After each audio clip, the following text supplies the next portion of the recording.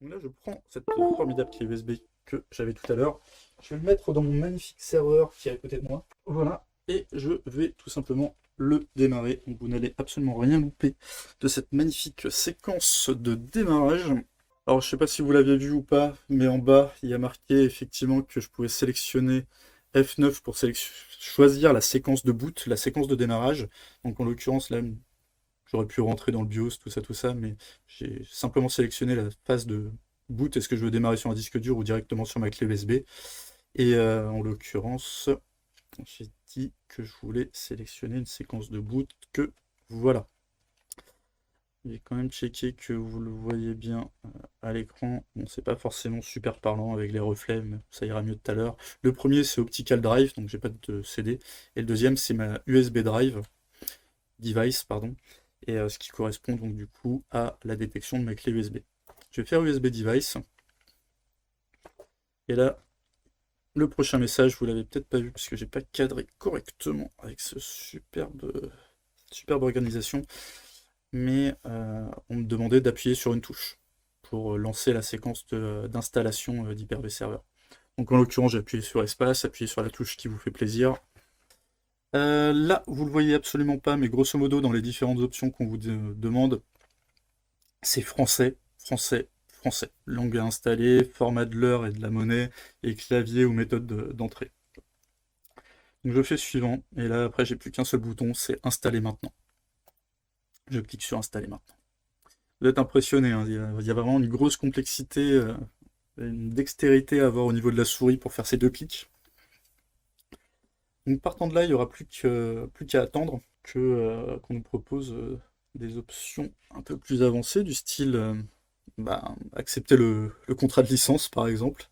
Donc on va dire j'accepte le contrat, les termes du contrat de licence. Je vous invite vraiment à tout lire hein, puisque c'est vraiment très très intéressant. Une fois que c'est fait, vous pouvez donc du coup cliquer sur j'accepte et faire suivant. Là, vous avez deux possibilités, une mise à niveau ou une personnalisation. Je vais choisir personnaliser puisque en l'occurrence, la mise à niveau ne va pas m'intéresser, j'ai rien actuellement sur mes disques. Enfin, j'ai pas envie de faire une mise à jour du moins. Ce que je vais faire, c'est que je vais tout simplement... Là, c'est un ordinateur qui a 3 disques durs. Donc je vais aller supprimer, pas besoin de formater, je vais tout simplement supprimer les différentes partitions qui ont été créées au préalable. Donc la suppression, en fait, c'est pas du formatage, d'accord? Concrètement, on va simplement virer la table d'index. Donc sur tout disque dur, en fait, c'est comme si vous aviez un petit manifeste qui vous dit, tiens, telle donnée, par exemple, votre dernier jeu vidéo, comme Counter-Strike ou autre, est à telle adresse au niveau du disque. Une fois que vous avez enlevé ce petit manifeste, lui, il va se dire, en fait, c'est tout vide, je peux écrire où je veux. Et en fait, ce qui va se passer, c'est que vos données, elles sont encore là, mais c'est simplement qu'on va, vu qu'il ne sait pas qu'il y a des données, il va réécrire par-dessus. Donc, c'est beaucoup plus simple, puisque cet ordinateur est à moi, et en l'occurrence, je me fiche un peu des données qui sont dessus, mais si, admettons, vous revendez un ordinateur, pensez bien à formater, et pas juste à supprimer, histoire que vos données soient potentiellement vraiment supprimées et qu'on ne puisse pas les récupérer. Donc là j'ai mes 3 disques, donc un disque de 298, un deuxième disque de 298 et un dernier disque de 931 Go. Je vais sélectionner le premier, je vais faire suivant. Et là c'est parti pour la petite phase d'attente, avec la copie des fichiers donc d'Hyper-V Server, la préparation des fichiers pour l'installation des différentes fonctionnalités, les mises à jour, et puis la petite phase d'attente. Donc normalement c'est quelque chose qui est relativement rapide pour la simple et bonne raison que en fait il n'y a pas tout Windows qui vient. Vous allez voir au niveau de l'interface, on a viré tout ce qui est interface graphique, on est uniquement sur de la ligne de commande, et donc du coup avec le strict minimum et le strict nécessaire pour faire tourner Hyper-V. Mais absolument rien d'autre. Vous ne pouvez pas l'utiliser pour faire un Active Directory, une autorité de certification, un serveur web ou que sais-je. C'est vraiment uniquement de la virtualisation. En lieu et place que votre Windows consomme 2 Go et quelques, les prérequis pour un Hyper-V serveur, ça va être de l'ordre de 500 mégas. Donc on est quand même sur une consommation mémoire qui est bien moindre, et avec un OS qui va être beaucoup plus sécurisé, puisqu'on n'a vraiment rien d'autre d'ouvert, ou qui va pouvoir être exploité en termes de failles, à part la partie virtualisation. Donc côté sécurité en entreprise, c'est plutôt pas mal, ça se défend plutôt bien de partir là-dessus. On verra après par la suite comment on l'administre simplement à distance, parce que vous n'avez pas forcément envie de taper de la ligne de commande. Les gens qui partent sur du Windows, en général, c'est pour profiter un petit peu de l'interface graphique. Mais Microsoft se penche de plus en plus sur le command line avec le PowerShell, si vous ne connaissez pas, ce qui pourrait être relativement intéressant que je vous fasse une petite session sur le sujet. Et en l'occurrence, Hyper-V Server s'administre exclusivement en PowerShell. Donc on verra tout ça, mais vous inquiétez pas, ça va pas être une session où on va faire que de la ligne de commande. Il y a allez, quelques petites 4-5 lignes à taper, et ce qui nous permettra juste de faire la configuration de base. Et derrière, on pourra s'appuyer sur notre Windows 10 pour se connecter et avoir une interface graphique pour l'administrer. Donc en fait, il y a des consoles d'administration qui sont à disposition dans Windows 10 qui vous permettront d'administrer votre Hyper-V serveur proprement. Donc finalement, toute la charge graphique est gérée par le poste client et non plus par le serveur. En fait, votre interface graphique dans votre Windows 10, qu'est-ce qu'elle va faire? Elle va tout simplement envoyer des commandes PowerShell à votre Hyper-V serveur, et c'est ça qui permettra de vous épargner de les taper par vous-même. Donc là, le serveur va redémarrer. Retirez votre magnifique clé USB du serveur, parce qu'en fait, si admettons vous avez configuré votre BIOS pour démarrer en premier sur la clé USB, il va reboucler et refaire l'installation, ce qui n'est pas forcément la chose voulue. Également, pensez sur votre BIOS à mettre un mot de passe, c'est-à-dire que potentiellement n'importe qui peut arriver sur votre machine, changer la séquence de démarrage et démarrer sur une clé USB pour vous réinstaller tout votre système d'exploitation, ou pour démarrer à partir d'un système d'exploitation live qui peut démarrer directement à partir d'une clé USB, et ainsi vous piquez l'ensemble des données. Mais tout ça, on l'a déjà vu dans les cours d'Instagram. N'hésitez pas à aller refaire une petite relecture si ça n'a pas été bien vu, et si vous avez des questions, n'hésitez pas à venir les poser sur Discord. Et toutes les adresses en dessous de ma charmante petite tête, vous ne devez pas pouvoir les louper. Donc on va attendre 2 petites secondes et vous allez voir cette magnifique interface des plus conviviales qui va être à votre disposition. Donc là, fini, vous pourrez encore utiliser la souris, mais vous verrez très rapidement que c'est pas forcément l'outil qui va être à privilégier. Là, si vous voulez passer pour un hacker, c'est le moment. Donc à noter une petite précision pendant qu'il fait sa petite popote et qu'il fait ses différents redémarrages. Hyper-V, vous pouvez l'installer et le configurer directement sur un Windows 10, sur un Windows Server, quel qu'il soit, standard ou data center, ou core. À noter que lorsque vous partez d'un système d'exploitation pour installer un hyperviseur, normalement, si admettons je chope Virtual PC ou VirtualBox ou VMware Workstation, c'est des logiciels que je vais installer sur mon système d'exploitation. Ces hyperviseurs, c'est des hyperviseurs de type 2, où pour communiquer avec le matériel, ils vont devoir passer par le logiciel de virtualisation, puis par le système d'exploitation, puis par le BIOS, puis le matériel. Dans le cadre d'un hyperviseur de type 1, en fait, quand bien même vous l'installez donc Hyper-V, c'est un hyperviseur de type 1, quand on l'installe tout seul comme ça, il communique directement avec le BIOS et directement avec le matériel. Donc pas besoin votre machine virtuelle n'a pas besoin de passer par la couche système d'exploitation pour communiquer avec le matos. Donc ça va beaucoup plus vite, beaucoup plus performant. Hyper-V a un comportement un petit peu différent, c'est-à-dire que vous pouvez potentiellement, à partir de votre Windows 10 ou d'un Windows Server, l'installer. Et en fait, on peut se dire, du coup, il est installé sur le système d'exploitation. Mais en fait, non. Pendant le redémarrage, Hyper-V va se glisser en dessous le système d'exploitation. Donc c'est assez vicieux pour la compréhension de ce qu'est un hyperviseur de type 1 ou 2. Et un 2, c'est vraiment quelque chose qu'on installe sur le système, et Hyper-V est un peu hybride, puisqu'on peut l'installer à partir du système, mais en vrai, c'est comme si on l'installait ici, ce sera le même comportement. C'est vraiment la première couche de communication avec le hardware. Après, même potentiellement, votre système d'exploitation à partir duquel vous l'installez devient, entre guillemets, une machine virtuelle, quelque part. Donc là, vous le voyez vraiment pas bien, mais en fait, ce qu'on me demande, c'est de rentrer mon mot de passe. Donc là, je vais appuyer sur Entrée pour sélectionner OK. Et là, je vais taper mon mot de passe. On refera des installations plus propres, où je ferai un vrai partage d'écran et je ferai pas un vieux truc à la caméra tout pété comme ça.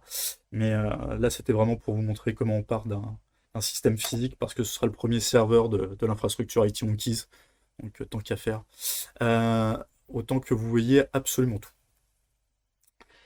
Il me dit que mon mot de passe a été changé. Je peux cliquer sur Entrée pour valider. Et là, je vais avoir, je sais pas si je peux l'avancer un petit peu pour que vous voyez comme ça. Voilà. Donc là, il y a une magnifique interface que vous pourrez revoir plus en détail chez vous, hein, où on me propose de taper un chiffre, d'appuyer sur Entrée pour entrer dans cette catégorie. Donc c'est un accompagnement relativement sympathique. La première chose qu'on me demande, c'est le 1. Est-ce que je suis dans un domaine ou un groupe de travail? On verra la notion de domaine juste après, quand on configurera nos contrôleurs de domaine et l'Active Directory. Et pour l'instant, on n'en a pas besoin. De changer le nom de l'ordinateur. Donc en l'occurrence, là j'ai un nom aléatoire. Je vais tout simplement aller sélectionner 2. Je vais taper 2. Je vais appuyer sur Entrée. Là, je vais juste taper le nom de ma machine. Donc, je vais l'appeler VRT1 pour virtualisation, -HQ pour headquarter. Donc, c'est la première machine de virtualisation de mon quartier général, si je puis dire. Et je vais appuyer sur Entrée. Lorsqu'on change le nom d'une machine, on a besoin de le redémarrer. Donc, je vais cliquer sur Oui. Voilà, je vais arriver sur ma superbe interface qui est dans la fenêtre. Je vais faire un CTRL Sup, voilà. Et là, je vais taper mon mot de passe administrateur renseigné précédemment. Donc là, je suis relogué, je vais retrouver mon interface d'aide, si je puis dire. Il m'évite de taper de la commande PowerShell. Donc, mon nom de serveur a bien changé, je suis bien en VRT1-HQ. La deuxième chose qu'on demande, c'est d'ajouter un autre administrateur local, je ne vais pas le faire pour le moment. La quatrième, c'est configurer l'administration à distance, on est sur activer, donc ça c'est très bien. Le 5, c'est paramétrer les paramètres de Windows Update, on verra ça juste après. Et ce qui va m'intéresser là tout de suite, c'est le 7, à savoir l'activation du bureau à distance. Donc j'ai fait 7, et après je vais appuyer sur A, entrée, pour activer le bureau à distance. Après, là, vous ne le voyez pas trop, mais on me demande est-ce que je veux travailler en mode sécurisé ou pas sécurisé. Moi, je vais mettre le mode sécurisé, donc le chiffre 1. On expliquera tout ça dans les cours, ce qui est le NLA. Et à partir de là, je vais pouvoir prendre la main à distance sur cette machine. Chose étant, c'est que actuellement, j'ai pas son IP. Donc, je vais aller tout simplement dans la partie 8. J'espère que vous voyez quand même un chouïa. Je vais cliquer 8. Et je vais aller dans paramètres réseau. Si vous avez plusieurs cartes réseau, en fait, il va vous afficher l'index en premier. Donc en l'occurrence, cette première carte, elle est estampillée 2. Donc je vais appuyer sur 2 sur mon magnifique clavier, je vais faire entrer, et je vais aller rentrer dans la configuration de cette carte réseau spécifiquement. Donc là, ce qui va m'intéresser, c'est au niveau de l'adressage IP, de modifier, d'avoir quelque chose plus en accord avec ce que je veux. Donc je peux appuyer sur 1 pour définir l'adresse de la carte réseau. Je fais 1. Et je vais donner, on va me demander si je veux être en DHCP ou en IP statique. Alors il faut savoir que dans la vraie vie en entreprise, on va plus, il n'y a aucun serveur qui est en dynamique. Personne s'appuie sur un DHCP, on est complètement basé sur des adresses IP statiques. Donc je vais faire S pour sélectionner statique, et je vais définir mon adresse IP à la main. Donc en fait, ce qui va m'intéresser ici, c'est de faire du 192.168.0.11. Ma gateway étant déjà en .1, donc du coup, je vais prendre 11. Pourquoi 11? Tout simplement pour me faciliter la vie. Par exemple, là, je suis sur VRT1, donc je vais mettre 11. Si j'ai un VRT2, je mettrai 12, ce qui me permettra de me dire que dans toute la dizaine, c'est mes hyperviseurs, mes serveurs qui vont faire de la virtualisation. Après, je vais avoir des contrôleurs de domaine, donc je vais mettre en 21. Par exemple, mon DC1 il sera en 21. Si j'ai un DC2, je le mettrai en 22. Si après j'ai un serveur de fichiers, FS1, je le mettrai en 31. Et si j'ai un FS2, je le mettrai en 32. Comme ça, je sais que les dizaines, c'est pour la virtualisation. La vingtaine, ça va être pour les contrôleurs de domaine. La trentaine, ça va être pour mes serveurs de fichiers, par exemple. Donc là, ce sera plus simple, puisque je ne vais pas utiliser cette infrastructure tous les jours pour me souvenir des IP. Donc là, j'appuie sur Entrée. Je vais sélectionner le masque de sous-réseau. Donc chez moi, là, en l'occurrence, je suis en 3x255. Donc je vais faire entrer directement, pas besoin de le renseigner, c'est la valeur par défaut. Et après, je vais pouvoir indiquer une passerelle. Donc là, d'avoir Internet, ça va m'intéresser. .0.1. Je vais faire entrer. Prochaine étape, c'est de faire un Windows Update. Donc en gros, concrètement, pour faire le Windows Update, je vais avoir besoin d'un serveur DNS. Je vais taper MSTSC. Cliquer sur bureau à distance, c'est ce qui va me permettre de faire un bureau à distance tout simplement sur cette machine virtuelle. Donc là, je fais 192.168.0.11, c'est ce que je viens de mettre à l'instant. Je fais connexion. Du coup, je vais taper VRT1-HQ administrateur. Ça, c'est pour me dire que je vais me connecter localement à cette machine. On verra plus tard la distinction entre une authentification locale basée sur la base SAM et une authentification Active Directory. Mais retenez que là, vous tapez le nom du serveur /administrateur. Je tape mon magnifique mot de passe, je vais faire OK. Et là, vous voyez ce que je voyais directement à la télé tout à l'heure, donc à savoir l'interface de mon Hyper-V serveur. Moi, ce que je voulais, c'était définir les serveurs DNS, donc là, je vais faire deux en l'occurrence. Voilà, ça va revenir. Serveur DNS préféré, donc le serveur le plus connu, c'est le 8.8.8, serveur de Google. En l'occurrence, là, j'ai besoin d'une résolution publique et pas privée. Je vais mettre le deuxième, histoire de 8.8.4.4. C'est les deux serveurs DNS mis à disposition par Google qui sont relativement hautement disponibles. Alors ça, c'est pas à voir hein, normalement quand vous avez un serveur DNS qui marche en interne chez vous. C'est censé bien se passer. Je vais mettre 4, je vais revenir au menu principal. Et maintenant, en fait, la chose qui va être, dont je vais avoir besoin, donc regardez maintenant que vous voyez bien, j'ai défini le nom de l'ordinateur en appuyant sur 2. J'ai défini le bureau à distance en appuyant sur 7. Donc là, je suis actif, c'est comme ça que j'ai pris la main. Et les paramètres réseau pour effectivement avoir l'adressage IP qui me correspond. Ce qui va m'intéresser là de suite, c'est télécharger et installer les mises à jour. Donc vous allez voir, on va encore rentrer dans quelque chose d'absolument passionnant.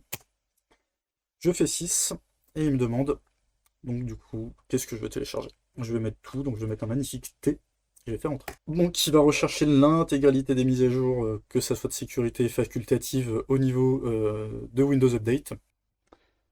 Alors, juste pour information, du coup, je suis retourné sur la machine puisque la mise à jour me semblait extrêmement longue.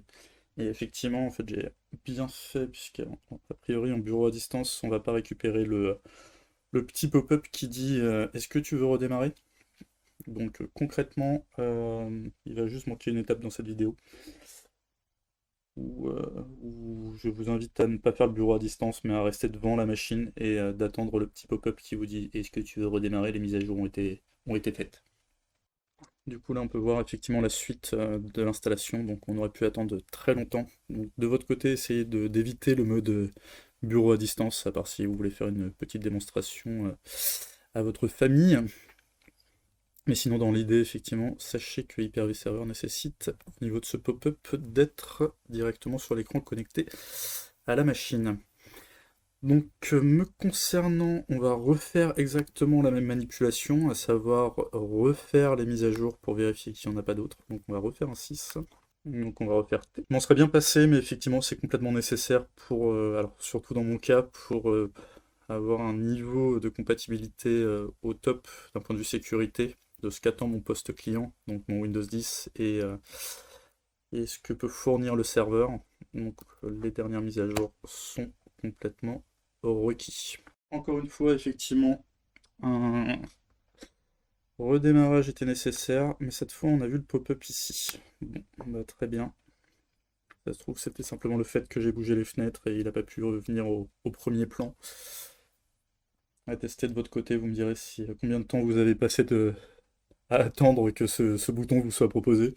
Mais sachez que c'est censé être relativement rapide, hein. Et on va refaire une énième fois télécharger, histoire d'être bien sûr qu'on soit tout bon. En l'occurrence, on est plutôt pas mal, il n'y a plus de mise à jour, donc on est bon.